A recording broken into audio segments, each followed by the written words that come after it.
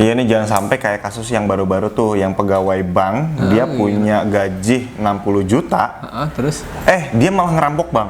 Lah? Mari nge-vlog di Kebun Disen. Assalamualaikum warahmatullahi wabarakatuh. Selamat datang di vlognya Kebun Disen.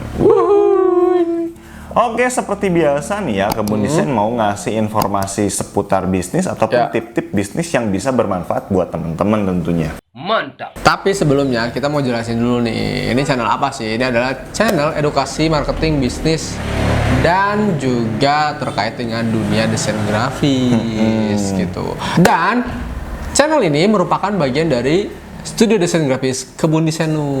Jadi Kebun Disen ini sudah terdaftar secara OSS dan mempunyai NIB. Betul banget. Dan juga sudah terdaftar mereknya di DJKI dan mempunyai sertifikat merek. Jadi kalau misalnya ada di luaran sana yang menggunakan nama Kebun Disen, dipastikan itu bukan Kebun Disen. Betul banget. Dan Kebun Disen ini juga menjual berbagai jasa desain grafis seperti desain logo, desain kemasan, dan juga desain sosial media. Dan kita juga menyediakan cetakan seperti ini. Ataupun yang kayak gini nih ya. Jadi buat teman-teman yang pengen order desain logo, desain kemasan, desain media sosial, apapun perdesainan, bahkan sampai cetak kemasannya kayak gini, itu bisa langsung order ke nomor WhatsApp yang ada di deskripsi. Oke, langsung saja. Sekarang kita akan bagi share ya. Kebetulan kemarin ada beberapa komentar terkait dengan bang, saya tuh sebenarnya pengen usaha, tapi saya kerjanya full time lagi. Nah, bisa nggak sih kita kerja full time tapi punya usaha cadangan? Iya nih, jangan sampai kayak kasus yang baru-baru tuh, yang pegawai bank, dia punya gaji 60 juta, terus? Dia malah ngerampok bank. Lah? Karena katanya dia kelilit hutang pinjaman modal buat usaha. Lah? Jangan sampai kayak gitu. Jangan sampai kayak gitu ya. Aduh. Ini makanya dengerin tipsnya baik-baik nih.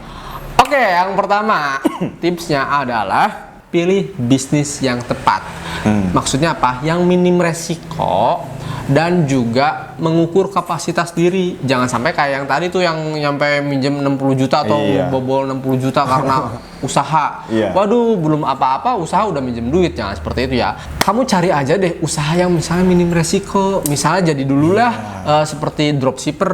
Ya kan itu kan nggak perlu punya barang kan. Benar, gitu kan ya. benar. Kamu tes dulu nih, kamu tuh bisa nggak sih jualan? Kamu bisa nggak sih buat customer closing gitu? Benar banget. Karena kan kita tuh karyawan ya, yang biasanya bekerja di tempat orang. Nah, tiba-tiba kita terjun ke dunia yang mungkin baru tuh buat kita. Nah, makanya kita uji dulu nih sama diri kita, itu bisa nggak sih jualan kayak gitu ya, dengan cara-cara yang minim resiko tadi. Jangan langsung ambil pinjem 1 miliar kelabakan kan, meskipun gaji kita 60 juta tuh kayak tadi karyawan bank. Akhirnya dari mana nih gua harus ngebalikin uangnya, jangan lagi jatuh tempo. Nah, kayak gitu yang minim resiko, jangan yang resikonya besar dulu kayak gitu. Oke, itu yang pertama. Yang kedua itu ya, misal kamu jualan ya, udah bisa jualan ya, kamu juga harus punya nama. Ya nggak sih? Biar apa? Biar kamu tuh dikenal. Kalau punya nama berarti harus punya logo. Nah, usahakan kamu punya logo. Bang, saya belum punya duit buat bikin logo ke Kebun Disen. Nggak apa-apa, kamu bisa bikin dulu logo yang gratisan. Banyak sekali caranya. Cari aja di YouTube deh pokoknya.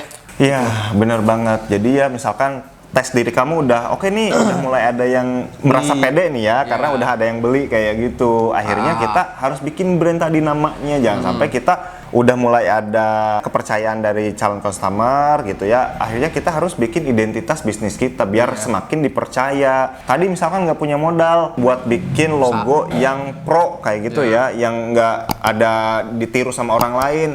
Ya, untuk awal-awal bolehlah kalau nggak punya modal, yang gratis dulu kayak gitu ya. Nanti kalau misalkan udah punya modal kayak gitu dari bisnis kita yang gratisan itu tuh logonya, kita beralih ke yang pro kayak gitu. Dan karena juga, itu penting banget. Betul. Nanti ya. Dan juga setelah punya logo yang pro, ya udah langsung daftarin aja merek. Iya, benar. Biar lebih legal lagi. Itu tips yang kedua. Nice. Oke, yang ketiga, pastikan kamu berwirausaha itu tidak melanggar kontrak kerja. Benar. Iya, misalnya di tempat kerja kamu tidak boleh berwirausaha sambil bekerja. Ya, jangan. Atau kalau misalnya memang kamu misalnya dibolehkan untuk berwirausaha, ya kamu harus profesional juga. Misalnya kerja pagi, ya usahanya malam gitu. Iya. Biasanya sih yang kontrak nggak boleh bisnis itu, misalkan kamu kerja di situ, kamu bisnis juga jualan di situ. Misalkan sambil kerja jualan apa gitu. Oh, boleh. Biasanya itu nggak boleh kayak itu, karena itu mengganggu konsentrasi. Kamu lagi kerja maintenance mesin nih, tapi sambil keripik misalkan jualin ke teman-teman kamu, kan nggak mungkin ya pas di waktu yang sama kayak gitu. Makanya usahakan kerjanya yang nggak mengganggu jam kerja kamu usahanya. Mau itu malam, mau itu weekend kayak gitu ya, kayak gitu. Nah, tips yang terakhir itu terkait dengan tips yang sebelumnya biar nggak bentrok sama kerjaan, yaitu adalah atur waktu bisnis dan waktu kerja kamu.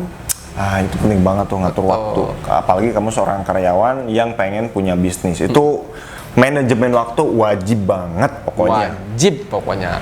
Jadi jangan sampai kamu keteteran antara bisnis dan antara kerjaan. Iya, harusnya sih orang yang biasanya di apa namanya yang kerja jadi karyawan itu kan punya disiplin waktu ya. Betul, udah tahu. Lah, disiplin waktunya udah biasa, jam masuk kerja jam sekian, jam bangun jam sekian, jam pulang jam sekian, jam makan istirahat jam sekian. Udah terbiasa lah dengan schedule seperti itu. Harusnya bisa lah ngatur waktu kayak gitu ya. Bikin manajemen task aja deh di Excel gitu untuk memanage usaha kamu.